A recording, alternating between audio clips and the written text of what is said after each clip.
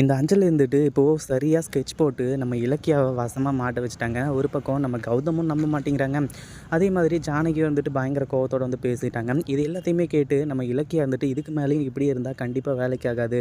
கண்டிப்பாக இதுக்கு மேலே நம்ம ஏதாச்சும் ஒன்று பண்ணி ஆகணும் அப்படின்ற மாதிரி முடிவு பண்ணுறாங்க. கடைசியாக என்னாச்சு அப்படின்னு பார்த்தீங்கன்னா, இப்போது அந்த 2,00,000 இல்லைன்னு சொல்லிட்டு காணோன்னு சொல்லிட்டு சிந்தாமணி அத்தை வந்து இப்போது கம்ப்ளைண்ட் கொடுத்துருக்காங்க. அதே மாதிரி இந்த 2,00,000 பார்த்துட்டு தான் இது எல்லாமே பண்ணியிருக்காங்க அப்படின்றத தெரிஞ்சுக்கிட்டு இப்போது அடுத்ததாக நம்ம இலக்கியா இருந்துட்டு நம்ம ஏசிபி இருக்கார் இல்லையா, அவரை கூட்டிகிட்டே வந்து பார்த்தீங்கன்னா கிளம்பி போக ஆரம்பிச்சிட்டாங்க.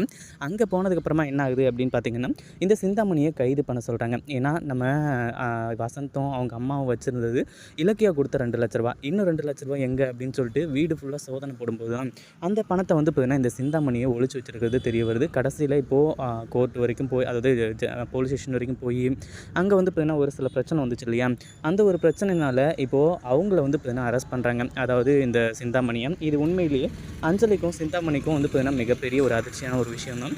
இதை பற்றி நீங்கள் என்ன நினைக்கிறீங்க? அந்த வீடியோ பிடிச்சிருந்தா லைக் பண்ணுங்கள், ஷேர் பண்ணுங்கள். இப்போ தான் நம்ம சேனலுக்கு ஃபர்ஸ்ட் டைம் வரீங்க அப்படின்னா கீழே இருக்க சப்ஸ்கிரைப் பட்டனை ப்ரெஸ் பண்ணிக்கோங்க. நம்ம அடுத்த வீடியோவில் சந்திப்போம். Tata, see you. Thanks for watching.